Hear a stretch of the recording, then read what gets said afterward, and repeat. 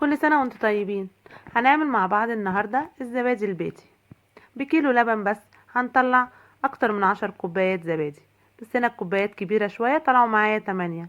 هنجيب كيلو لبن ونغليه، كيلو لبن عادي من عند اللبان، ونغليه ويسيبه يبرد لحد ما يوصل درجة حرارة اكنك بتعملي رضعة للبيبي او دمعة العين.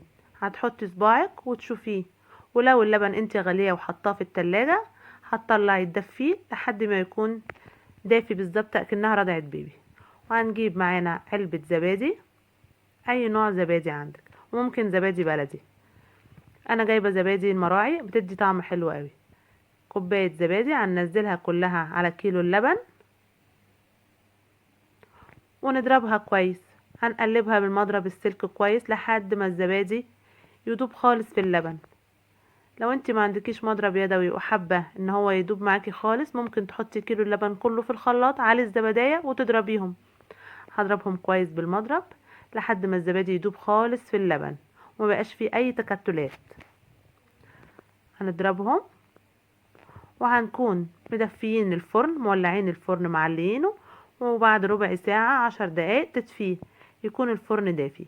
هنجيب صينية نحط فيها الكوبايات اللي عايزين نحط فيها الزبادي. شايفين انا دي الكوبايات اللي بحب اعمل فيها الزبادي. لو عندك كوبايات اصغر ماشي، لو اصغر من كده ممكن يطلع معاكي من 10 ل 12 كوباية زبادي من كيلو لبن بس. هنحط الزبادي كله في الكوبايات وهنكون بنغلي مية على النار، تكوني غالية مية. هقولك هنعمل بيها ايه. وكمان الزبداية اللي احنا حطيناها على اللبن لازم تكون بدرجة حرارة المطبخ، مينفعش تطلعي الزبداية تبقى ساقعة من التلاجة وتحطيها على اللبن الدافي. تمام. هنملي كل الكوبايات بالزبادي اللي احنا عملناه ونحطهم في الصينية،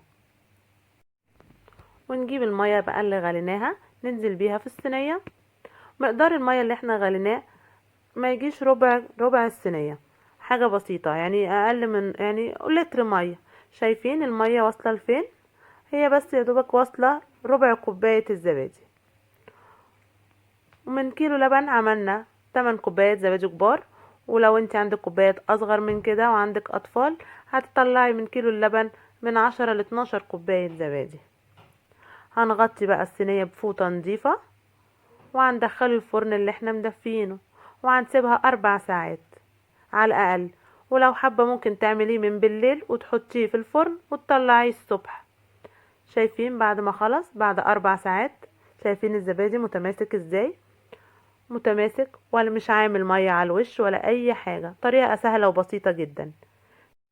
وممكن كمان تعمليه في برامات فخار صغيرة لو عندك بدل الكوبايات، بتطلع حلو جدا بنفس الطريقة برضو. بس عملنا الزبادي من كيلو لبن، طلعنا منه 8 كوبايات زبادي كبار. ولو كوبايات اصغر من كده هيطلع معاكي من 10 ل 12 كوباية زبادي. واكيد عمايل البيت اوفر وانضف بكتير من الجاهز. كل سنة وانتم طيبين ورمضان كريم عليكم.